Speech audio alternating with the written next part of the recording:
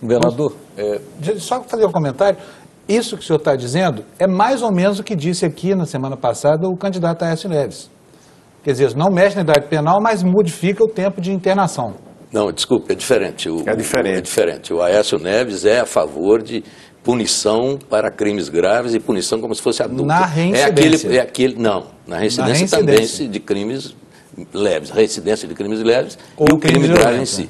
É o projeto do Aloysio Nunes, que foi derrubado na comissão especial. Exato. Então, as posições são bem diferentes e certamente vocês vão debater sobre isso. Eu estudei essa matéria. Né?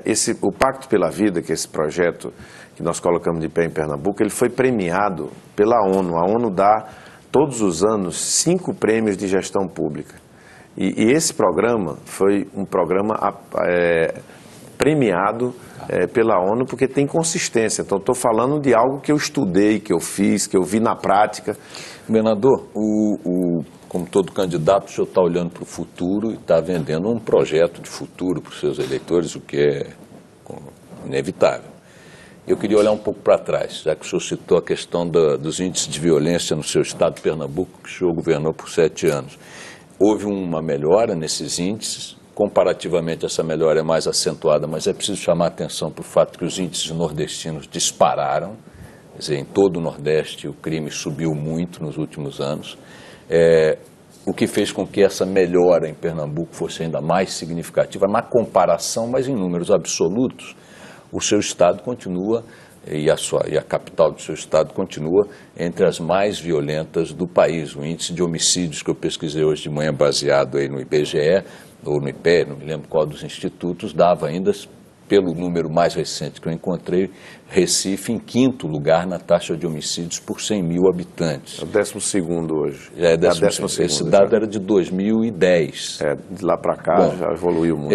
Ainda assim, é uma taxa de homicídio bastante significativa, um número assustador. E outro número que me chamou a atenção, governador, foi do analfabetismo, que também, segundo os dados do PNAD, cresceu o analfabetismo no Brasil depois de 8 anos sucessivos de queda, e esse crescimento se deu puxado pelo aumento bastante expressivo, segundo o PNAD, na Bahia, em Pernambuco e no Piauí. Eu queria lhe perguntar, governador, o senhor entende que essas melhoras, ou esses dados que o senhor apresenta, eles estão à altura de um grupo político que está presente no governo de Pernambuco há 7 anos, 8 anos, ainda continuidade, e que, se incluirmos aí também a herança política que o senhor herdou, dos últimos 51 anos, eu fiz a conta, o seu grupo político, o grupo Arraiz Campos, governou 1/3 do tempo o estado de Pernambuco. O Pernambuco de hoje serve como vitrine para um discurso otimista? Serve sim, Bochá. Você sabe que mudança na educação não se faz de um ano para o outro. Eu falei de 51 anos e 33. Nós fazemos mudança na educação, é preciso que sejam políticas de Estado, políticas que ultrapassam décadas. Nós governamos Pernambuco esses 7 anos e fizemos na educação mudanças muito significativas, do tipo, fizemos a Escola Integral Ensino Médio, nossa, em Pernambuco hoje, a maior quantidade de jovens em ensino médio, em escola integral que esse país tem. Nós temos mais em Pernambuco no ensino integral médio, que é o grande desafio desse país, é ter metade dos jovens em idade de estar no ensino médio não estão nem na escola, nem estão trabalhando. Nós construímos uma escola de ensino médio hoje em tempo integral, que tem mais alunos do que São Paulo, Minas e Rio de Janeiro juntos. Numa aposta, efetivamente, do que é responsabilidade do governo do Estado focal pela Constituição, pela LDB, é o ensino médio. Então, estamos fazendo um ensino médio de extrema qualidade. Temos as marcas no Nordeste de uma sociedade que está tocada pela concentração de renda, pelo atraso político, que nunca apostou efetivamente na educação e que arrasta esses números do analfabetismo, e mais grave ainda é o analfabetismo no Brasil funcional. Ultimamente, o Instituto de Pesquisa Nacional apresentou dados de analfabetismo funcional entre aqueles que têm diploma de 3º grau. Esse é um desafio que o país precisa. Qual é a política que o Brasil tem hoje para a educação, Bochá?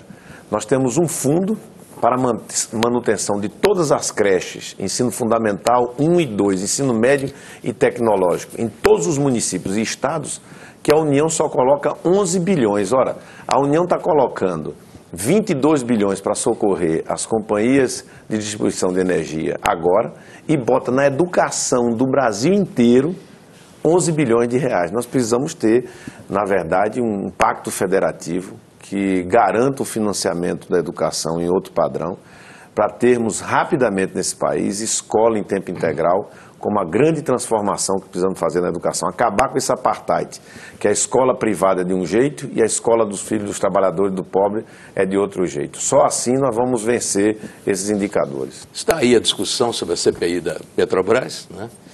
Tem a decisão do Supremo e as coisas começam a acontecer.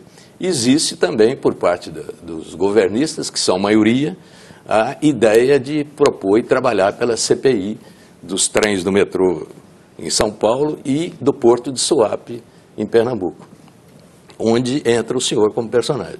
Não é? Claro, estamos em ano eleitoral, o governo tem maioria e deve sair isso aí. Eu queria saber como é que o senhor responde a essa questão do Porto de Suape. Recentemente, o ministro Gilberto Carvalho disse que o governo está cobrando 13 milhões e 600, e o governo já deu 185 milhões para o Porto, né, para as obras de dragagem ali, e essa é uma discussão. Está no TCU, está na CGU, segundo o ministro Gilberto Carvalho, e é um conjunto de irregularidades colocado como discussão e como denúncia também. Eu queria saber que resposta o senhor dá para isso e como é que o senhor vai enfrentar essa CPI se ela vier. Olha, vamos colocar as coisas claramente, né? Nós temos um problemaço na Petrobras, né? E precisamos ter clareza de separar a Petrobras dos seus problemas. Temos que cuidar da Petrobras, de uma política de resgatar a Petrobras dessa situação e apurar o que tem de errado na Petrobras e punir quem errou. E essa regra tem que valer para tudo. Se tem uma prefeitura que errou em alguma coisa, que se apure e puna. Se tem algo a ser apurado no Porto de Suape, tem que ser apurado. Sim, mas o senhor tem opinião a respeito, o senhor sabe. Eu sei que o Suape, no nosso governo, viveu o maior ciclo de investimentos de toda a sua história. Todas as contas lá estão à disposição dos órgãos de controle, as informações estão lá prestadas para qualquer órgão de controle, seja uma CPI, Tribunal de Contas, Ministério Público, tem que estar claro isso, né? À disposição, nós não temos nenhum receio. O governo federal tem base parlamentar para abrir a CPI que ele quiser. Agora, o estranho é só levantar essa questão quando se está discutindo a Petrobras. Isso é que é injustificável, né? Nossa posição é, aonde tiver a necessidade de se fazer levantamento e investigação, que se faça. Pode-se concluir, então, que o senhor é favorável ao CPI do Suape? Claro, nós fomos o partido que viabilizou a CPI da Petrobras, porque as 4 assinaturas que faltavam, a própria imprensa declarava, se o PSB assinar, ela sai, fomos nós que viabilizamos. Sim, mas essa é a CPI da oposição, a outra seria do governo. Não há CPI da oposição, CPI do governo. Claro, não devia haver. Há uma CPI que é um direito da instituição do Congresso Nacional. Da onde é que vem a CPI? De uma declaração da presidenta Dilma. A presidenta Dilma lançou uma nota pública dizendo que se soubesse que era daquele jeito, não teria, ela, presidente do Conselho da Petrobras, não teria autorizado uma compra que vai à casa de bilhão. Foi a presidenta que iniciou esse processo. Na sequência disso, a Polícia Federal prende ex-dirigentes da Petrobras. E aí o Congresso, só aí é que o Congresso toma a decisão fica sabendo que tem ações na Justiça Federal, ações no Ministério Público Federal, que existe essa declaração da presidenta, aí o Congresso, não é a oposição, o Congresso se viu no dever de dizer, eu quero também saber o que está acontecendo com a Petrobras. Aí, num ato reativo, vem dizer, vou investigar isso, vou investigar aquilo, vamos investigar tudo.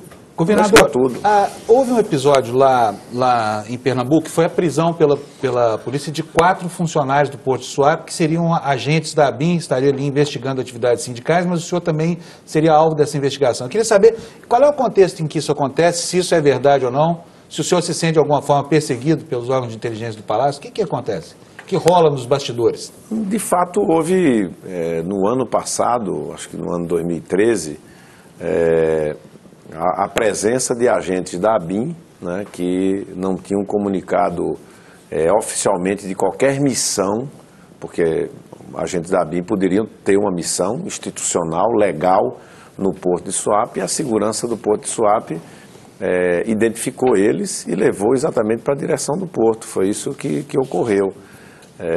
Nós depois falamos com o general do Gabinete de Segurança Institucional, esperava que houvesse algum esclarecimento por parte dele. Não houve esclarecimento a tempo naquele momento. Depois esse fato veio a público, e aí foi que ele se colocou dizendo que eles estavam lá para fazer uma determinada missão, que isso não tinha sido ficado claro, né, no primeiro momento. Mas havia informações nos relatórios que visavam ao senhor, pelo que se soube na época.